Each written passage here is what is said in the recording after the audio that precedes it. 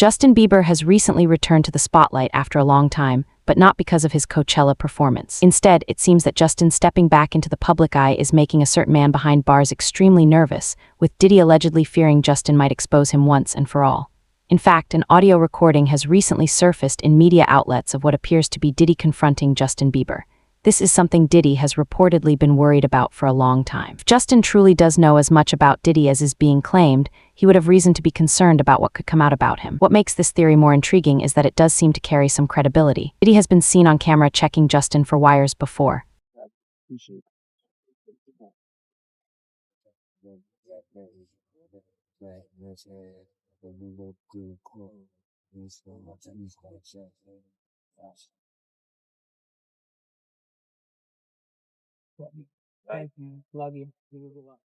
There's one particularly interesting interview of Justin's from a while ago that many people completely overlooked. This interview, in hindsight with everything we know now, is shocking to say the least. When you listen to Justin Bieber in that interview, it sounds like someone trying to describe what growing up too quickly really felt like. He's laughing, joking, talking about photo shoots and music. But beneath all that, something more genuine starts to come through, because when he's asked what advice he'd give his 15-year-old self, his answer is simple and revealing. All right, let's get deep for a second. 21-year-old Justin is giving 15-year-old Justin advice on what to expect from the industry and what to expect to life, going through what you've gone through. What do you say to that dude now? I would just say, just listen to the people who care about you, you know, and also I was so, you can't really teach innocent, because I was innocent and I was young and I trusted everybody. And with being young and innocent in this industry, it's not necessarily the best thing, because people would take advantage of vulnerability. And so I think I was just in a place of just trusting everyone and, you know, thinking everyone was on my side and eventually getting burned. And yeah, it's just tough, man. And after a while I started putting up walls and boundaries, and for a while I kind of shut everybody out. And then I kind of lost my own personality and lost my charismaticness, because I just didn't trust anyone. And then finally I was like, you know what, I'm not gonna let them win. I'm gonna give them some of me and learn how to put up a wall without closing myself off. He says he was young, innocent, and he trusted everyone. That's where things start to connect. There's one specific incident that happened when Justin was 15 years old. His 48 hours with Diddy. His 48 hours with Diddy. Yeah, so as soon as you turn 16, you know what I'm saying? I'm gonna let you rock this every time you come to LA. Yeah, it's gonna be yours. So every time you come to LA, it's a little dusty, but you know, come get the front shot in it. Man. That out. Minute. Woo. Okay. Okay. All right, so I'm gonna be driving this next year. Yeah, when you get 16, you come out, you gotta, you know, wear your seat. I mean, I'm 15. You could ride in the passenger seat. I got my permit. Not yet. No. All right, 16. You're not 16. ready. Slow down. Let's slow down, Justin. Okay. Let's slow down, okay? One step at a time. But yeah, the keys is yours when you get 16. You're good to go. I'm good to go. Yeah. All right, man. And then when you get 18, you get the house. You get the mansion. Okay. I get the mansion? Yeah. All right. So where are we off to now? Where would you like to go? I mean, wherever you want to go. Where are we going? So check this out, yo. Justin, you ever seen the movie 48 Hours? Right now, he's having 48 hours with Diddy, him and his boy. They're having the times of their lives, like where we hanging out and what we doing. We can't really disclose, but it's definitely a 15-year-old's dream. I have been given custody of him, Because earlier people were questioning what his relationship with Diddy actually was, whether it suggested something deeper or if it was just part of an industry image. And while there's no confirmed evidence that Diddy directly harmed him, Bieber's own words still give a sense of what that environment was like. Especially when you really love someone, and I'm not the type of person who likes confrontation at all. Like, I hate it, especially with my friends. So I don't want to disappoint them. I don't want them to think that I don't love them, but there's sometimes you just need space, and it's like, I still love you, but I'm going to love you from a distance, because I don't know if we're right for each other right now. Not you know what I mean? Yeah. But it's probably comforting for teenagers to hear this, because we've all been there. We've all had those friends that we couldn't say no to, and peer pressure. And this is probably how we gotten ourselves into situations that we have. Yeah. Yeah. I think I have a cool opportunity to just be a light and tell people, I'm human. I'm still going to make mistakes. You might see me on TMZ tomorrow doing something else dumb. But I think that what's cool about this growth is people can see it, and it's like I've made a transition that's and been consistent, you know. And I think that life is just about staying consistent and keeping pushing forward and knowing that, hey, this day might suck, but let me just look forward to tomorrow or the better days to come in the future. An environment where a teenager is suddenly surrounded by powerful adults and doesn't yet know who to trust. He says it openly. Being young and open in that kind of space isn't always safe, not because of one person specifically, but because of how the system operates. People notice vulnerability and some choose to take advantage of it. Joe Budden even said the things he's heard about what happened to Justin Bieber nearly brought him to tears. Holding back tears watching all of the Justin Bieber clips that have been floating around. I've watched every single one of them. Yeah. Every single one. And boy, they all look disgusting. They all look nasty. They really do, yo. I've only seen the one that was a little sketchy in the club or something like that. I'm not going to put nobody else's name in the shit. But. Yeah. Everybody that saw him looked at him like a little white escort lick. A little underage escort lick. Yeah. I hate to use these insensitive terms, but just to paint a picture of what I'm trying to say. And it was everybody. Ellen, the other English fat dude, that's Guy Ellen. Oh, yeah. James Gordon. Yeah, James Gordon, yeah. Yeah, him. It was Puff. It was everybody. Everybody. So I'm sitting there watching this shit, and I'm like, yo. And then I just went down a rabbit hole with my tinfoil hat at home. Like, yo, so many people that are successful in this business, they've gone through it. They've had to endure that. Yep. Like, I know that Hollywood has the casting couch shit going on, but in music, so many success stories come with really, really, really dark times and secrets that nobody can share or tell. They just putting them in songs. Oh, shit, where's this Justin Bieber song I got that I hear totally different now? Let me try to find it. Not to make everybody sad. I promise we're going to get happy at some point. I want to hear. Yeah, I want to hear, though. But I'm going to try to He's been public about it. He's been public about it on several different occasions. What do you mean? And his choice to take into the religion he's taken into. All of that. That was what I was going to say. That was big, yeah. Yeah. Here we go. Yeah, that little, like, I just hear some of this stuff different now. Yeah. I don't like people making fun of that shit, because even if you were not the fan of Justin, he was a kid when all this shit was going on. None of that shit was funny. Y'all should not have been trying to grab on Justin's ass. Tongue kissing him all of that. Yeah. And he kept saying, I'm uncomfortable. No, he was moving. He kept saying, I'm uncomfortable. And one of these shits, he said, yo, my mom's right there. The radio interview. Yes. He's doing a radio interview. Say, why you talk? I'm 15 years old. Why are you talking to me about sex? Oh, shit. Literally told them on, like, can we talk about the album? And sometimes it happens right out in the open. Even Justin Bieber wasn't protected from it. It was happening on national television, and not a single person stood up for him. Bieber is known for being very rebellious. When he was younger and rising to stardom, he was also placed in uncomfortable situations as a teenager and young adult by celebrities much older than him, such as Katy Perry and Jenny McCarthy, who got so far to even put hands on him on stage at the American Music Awards.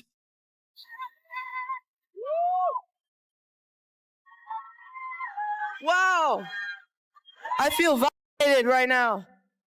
Wow. But during the Ellen Show, an awkward moment for Justin Bieber happened when Madonna started hitting on him and even asked him on a date backstage. Lean into me again. You smell amazing. How old are you? Thank you. How old are you? I'm 16. I'll be 17 in like 2 weeks. I don't ever remember smelling that good at 16. That was bad. Yeah. Wow, look at your eyes. What music are you listening to at the moment, Justin? Well, I listen to a lot of different stuff. I'm really into Jessie J, actually. Ah, well, she's here. You're going to get to see her later. Thank you so much. Look at him. Look at what a beautiful face. Oh. According to many people who were close to Diddy, there's a strong possibility that the things alleged about Justin's mistreatment involving Diddy and Usher did actually happen. People have been trying to drag Justin Bieber into this situation because there's a lot of like suspect looking videos with Diddy and Bieber in it, and you know they're making a lot of allegations. Same way they made allegations about Usher when Usher was younger. I mean, do you think that there's any credibility to these allegations? When there's smoke, there's fire. Gene even questioned Bieber's behavior during that period. How a young artist who entered the industry focused and driven suddenly went through a phase of intense partying and reckless choices. Yeah, Justin, he's been real quiet about this. I mean, I think like a lot of the other celebrities. I was reading something, Cam, and the kids say after he went to Diddy camp, he started using drugs so heavy and was smashed every day.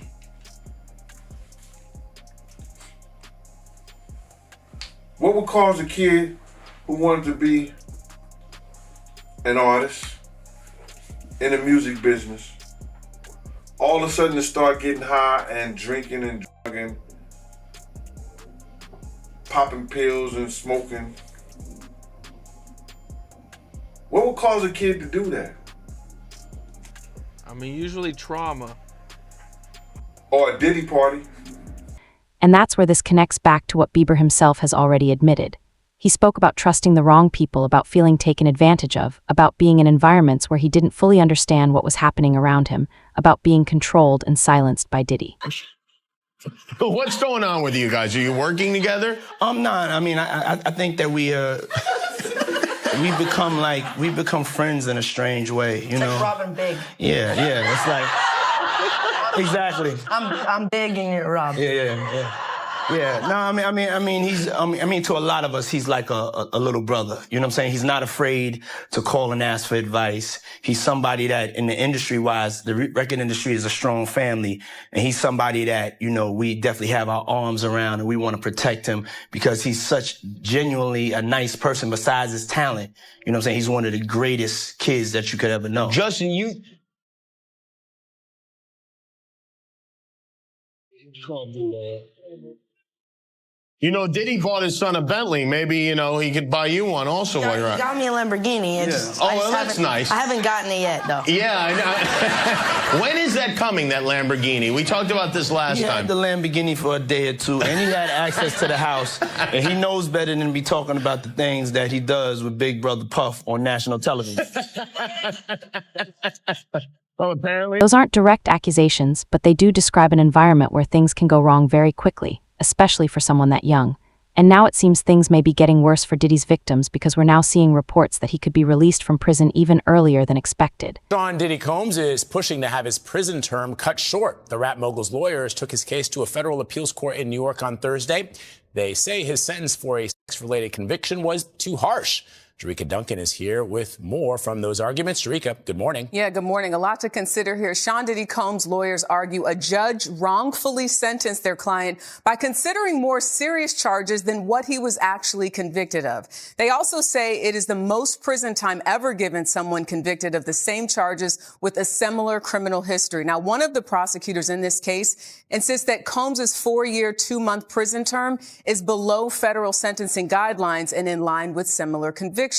Last summer, as many of you remember, a jury cleared Combs of trafficking and racketeering conspiracy charges. The rapper was convicted of lesser prostitution-related offenses. He had pleaded not guilty to all charges and denied wrongdoing. He's scheduled for release in April of 2028. Nate, this should be interesting. It could take a couple of months before there's a decision. One of the judges in that appeals court saying that this was an exceptionally difficult case. Naturally, it has led many people and victims to question what would happen if he were to be released.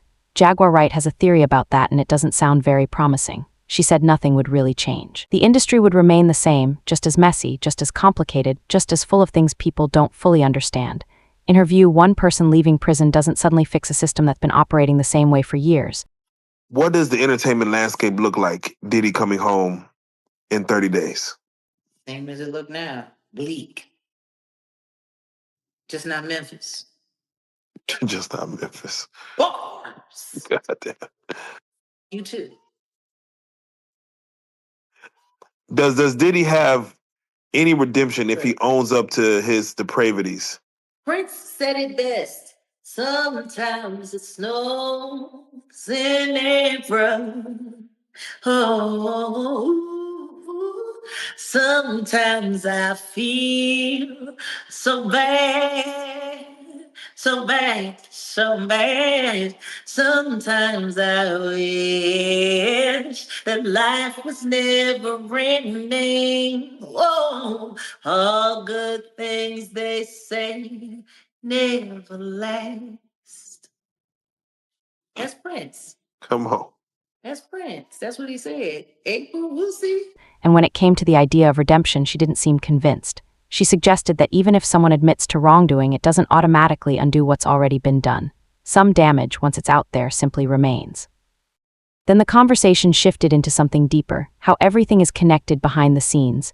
To her, it is clear that Diddy is supported by extremely powerful people who view any criticism or accountability against him as an attack on themselves. Got the game on the night that the documentary is coming out, talking about free Diddy and free R. Kelly.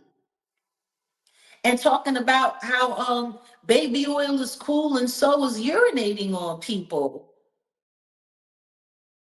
That's wild.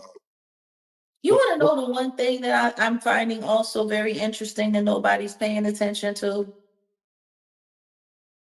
The presence of that pyramid.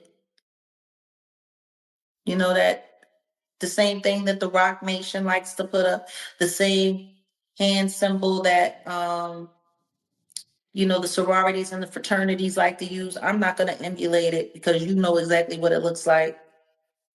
Yep. The pyramid sign that Diddy was wearing that around his neck. You want to know what I found funny? That there were a bunch of YouTubers that were at that courthouse that were wearing that same, it was a much smaller version, but that same symbol. Yeah, yeah. I think, and that's the part of this story that makes it possible for people, I think, to graze over the reality of all that's going on. You know, if you just look at it from the salacious celebrity stuff, from pop culture media, so-called this new media, and I'm really not liking that term, this new media, because what it really sounds like is the name of a gang. Like the media is media. Because I'm looking at the people that are falling under it, and they're all the same people that are involved with, creating these propaganda campaigns.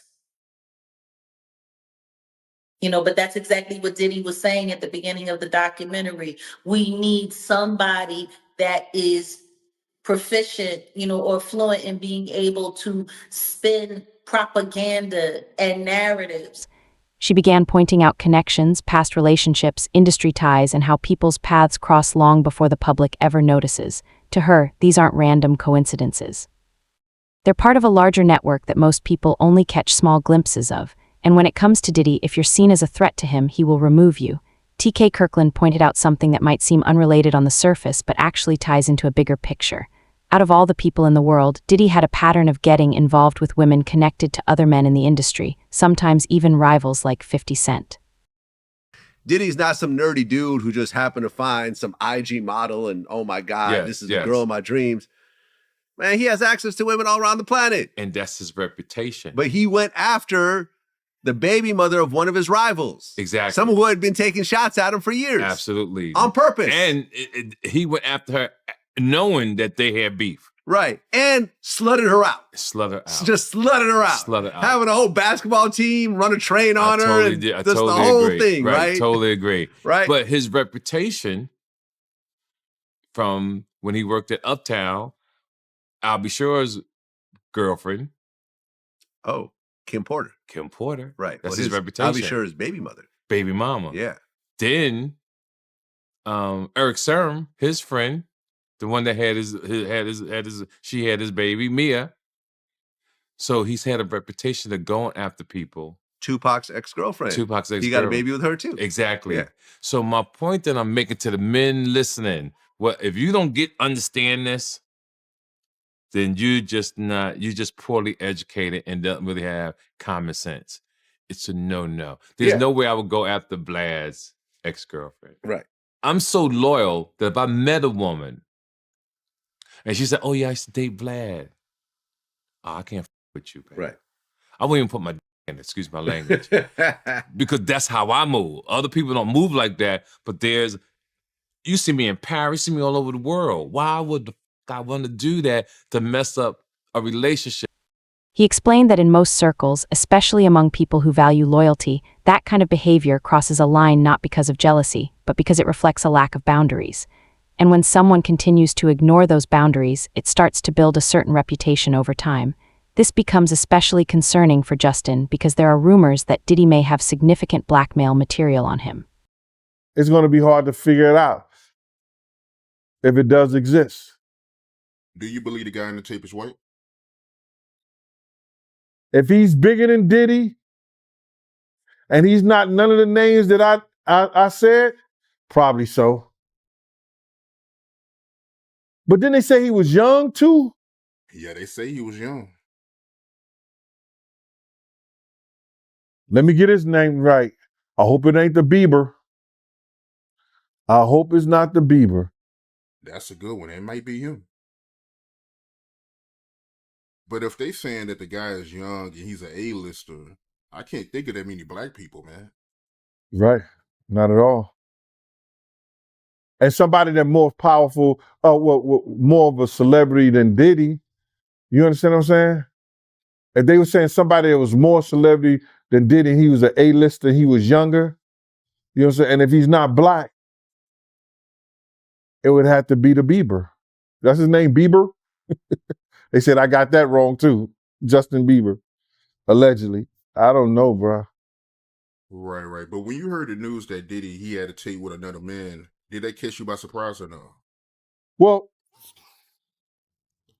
all this shit is by surprise to me. A lot of this shit is by surprise to me, to be totally honest, man. Because I knew Puff, I knew Puff Daddy, I knew Diddy before he was Love and Brother Love and back to Diddy. So, no, but the diddler, he's the diddler now. A lot of it's surprising, but it's not unheard of. Because you hear of all kinds of shit, and whether it registered with you or you internalize it or something like that, that's a whole nother story. Steele made it clear from the beginning that much of what's being said is unverified. Even he acknowledged that a lot of this falls into the category of things being discussed rather than confirmed facts. Still, the fact that these conversations are happening at all shows just how much the narrative has shifted. Tape that's being shopped around, a Diddy and another male. They say the other male is an A-list celebrity. I would wonder if he's white or black. And if I'm looking at any black guys that are A-listers that's bigger than Diddy, is only one that I could come up with. And there's a few I could come up with. Will Smith, he's bigger than Diddy. I would think Nick Cannon is bigger than Diddy. Who else on the black that are black actors or black in the business that's an A-lister that's bigger than Diddy, that's black? That's hard to think. But then if you got the A-listers, you know, you got to realize he ran with that that Rat Pack, and I don't want to even say their names because they said I got their names wrong last time. What's his name? Kushner. What's the other guy? Leonardo. Yeah, his name. Man, I don't keep up with these cats, but I heard that it's not. That's not only the tape that's being shopped. There's some other tapes out there, other people too with him, and him doing some things with some other people. So it's quite a few tapes that might be out there, what they're hearing, and I don't want to see the tapes, but I want to know if they're really true. Because if they got if they got some tapes out there and it's with some underage, whether it's celebrities or not, it's gonna be crazy, bro. And also pointed out that if any real evidence like recordings actually exists, it wouldn't stay hidden forever. Situations involving serious allegations usually move toward legal scrutiny where claims are either proven or dismissed based on actual proof. Until that happens, everything remains in a gray area, and that's where things stand right now. So now, instead of just asking whether something specific happened between Bieber and Diddy, the question becomes much bigger than that. What kind of environment was he in, and will he be safe once Diddy is released? Let us know in the comments below.